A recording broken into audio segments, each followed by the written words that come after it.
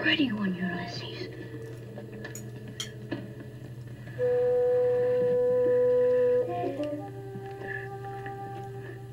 There it is. Hello BookTube, I'm Sean the Book Maniac. Welcome back to my channel. Here I am with another Friday Reads. Oh, it's been a busy day of adulting. I'm too old to use that word, but not mentally, so I've been doing some really boring adult stuff. And finally, at the end of my day, I get to... Well, I had a bookish but explosion in the middle of the day, and now finally back and able to do a Friday Reads just before bed. I think I have enough energy to edit it and get it up. Maybe I should rephrase that. Post it before I go to sleep tonight. We'll see. I have started 3 new books this week, and I have mentioned a couple of them in some of the videos that I've posted. One that I'm really excited about, and I'm still only about maybe 30% through it, even though it's a short little book, is Fire Sermon by Jamie Quatro. I talked about this a little bit on the Future Classics tag video I did earlier in the week that Eric Carl Anderson created, and I mentioned it as a potential classic. I don't put much stock in my ability to call that, but what I can say is that this book is knocking my socks off. I was put off by the religiosity of the 2 main characters at this kind of extramarital affair themed novel. Going in, wasn't sure that it would be for me, but it is such an uncliched, emotionally powerful story that I think it, I'm a third of the way in, but I'm finding it really profound and powerful. So, and the religious part isn't bothering me at all. So that's all I'm going to say about that. I'm probably going to do a full review because if it continues to be this good, that's been amazing. And today I started 2 other books. I probably shouldn't have, although that still only brings the number of ebooks or physical paper books up to 6. And I'm doing 2 on audio. And that's still quite low for me, but I really want to finish the books that I didn't finish from last month before I add too much, but I couldn't refrain. So I started the next of Barbara Pym's novels. This is her 1961 novel, No Fond Return of Love. I started it on Kindle today. As those of you that have been watching my channel for a while know, I'm reading all of her novels in sequence, so this is the next one after A Glass of Blessings, which I loved.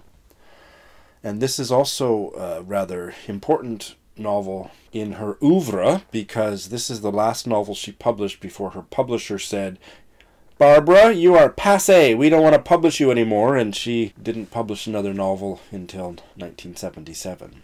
A Quartet in Autumn, I believe, was that title. So, more than 15 years. I'm looking forward to reading this. I'm just like 6% of the way in. It's about a spinster who's at an academic conference in the countryside. That's all I have been able to gather so far, but I love me some Barbara Pym. And the last one that I started today has really seized me. I talked about this novel in the debut of the predictions version of my page 112 tag that I just posted last night or early this morning, Tokyo time. And that is the Nigerian novel Freshwater by Akwaeke Imezi. And I did the page 112 in that video, and there were some things that I thought were quite powerful and some turns of phrase that I quite liked, but overall I didn't feel particularly impressed by the writing. But I still couldn't stop myself from starting to read it on Scribd as an ebook today, and I've only read 10 pages or something. It is absolutely bewitching, dare I say it, because there's a certain amount of seemingly supernatural or African spirituality type stuff going on, which is not something that I usually like, so we'll see how it goes, but I am utterly mesmerized by these opening pages. So, as I said in the video last night, the protagonist, and this is a heavily autobiographical novel, Emeze identifies as Igbo, which is an African tribe, Igbo and Tamil.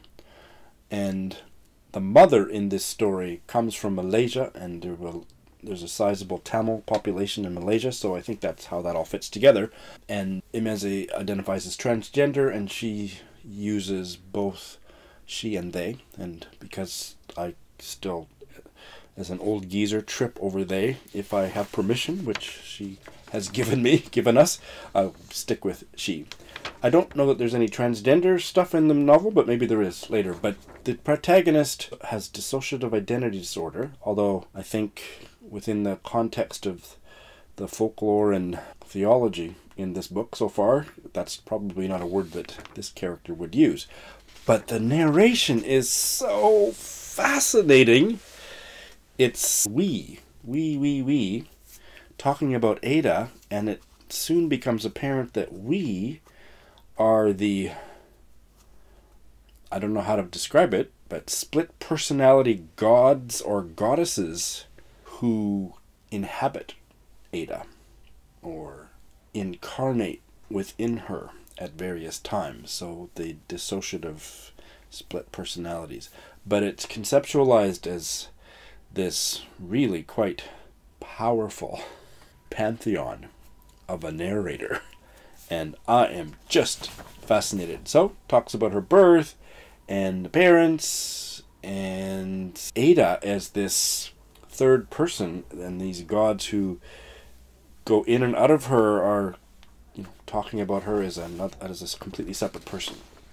I'm going to read you a one-sentence quote and then a paragraph quote about Ada as an infant. And again, the narrators, the we, are these gods or spirits that dip in and out of Ada. This is about her baptism, Christian baptism. The priest droned on, and we slept in the child as the stale taste of blessed water soaked through her forehead and stretched into our realm. There's something about these opening pages that remind me a bit of George Saunders' Lincoln in the Bardo, actually. And I didn't ultimately love that book, but there were parts of it that I felt were really powerful, and these parts are reminding me of those powerful parts, so wow. And then this is about the name, and this is so beguiling because there's a couple pages of these narrators talking about how Ada got her first and second name, and I guess Ada's her first name, but it hasn't been made clear. Anyway, there's two names and only one of them has been mentioned, so I don't know what they are all about. But her father's brother, whose name is Deobina, has some connection, although he was ended up being a Christian, he had some connections to the traditional African spirituality. You can see the beautiful cover, so keep that in your mind, and it will come back on the screen after I've read this, because this is about how she gets her other name. I'm still not clear whether it's her first or second name. I'm assuming it will all be revealed once I keep reading, but this is just a stunning passage. So Ada's father is Saul, and his brother is Deobina. There's reference here to a religion, perhaps, called Uamiri, and when I Googled that word, the only reference is to this novel, so whatever, okay? But just listen to this. Oof. Saul had consulted with his senior brother while picking out that first name. This brother, an uncle who died before we could remember him, a shame, if anyone might have known what to do about the gates, it would have been him, was named Deobina, and he was a teacher who had traveled into those interior villages and knew the things that were practiced there. They said he belonged to the Cherubim and Seraphim Church, and it seems that he did when he died. But he was also a man who knew the songs and dances of Uamiri, the worship that is drowned in water. All water is connected. All fresh water comes out of the mouth of a python. When Saul had the sense not to name the child after her grandmother, Deobina stepped in and suggested the first name, the one with all the God in it. Years later, Saul told the child that the names just meant precious, but that translation is loose and inadequate, both correct and incomplete. The name meant, in its truest form, the egg of a python. So, look at the cover, and all fresh water comes out of the mouth of a python. I am completely entranced by this. I don't know if my entrancement will continue, but for right now, oh my god! So, having a great reading week. I am itching to film a book haul. I know I said I wasn't going to do a book haul. I'll explain on the book haul video, but I can't do a book haul tonight, so I'm going to get up fresh in the morning, and I'm going to make it extra chatty with long excerpts. It's probably, even though I've only got 11 books to tell you about, I know I said I wasn't going to be buying any more books, but I will explain. It's probably going to be a two-parter, so stay tuned for that. But that's my Friday Reads. Thanks for watching.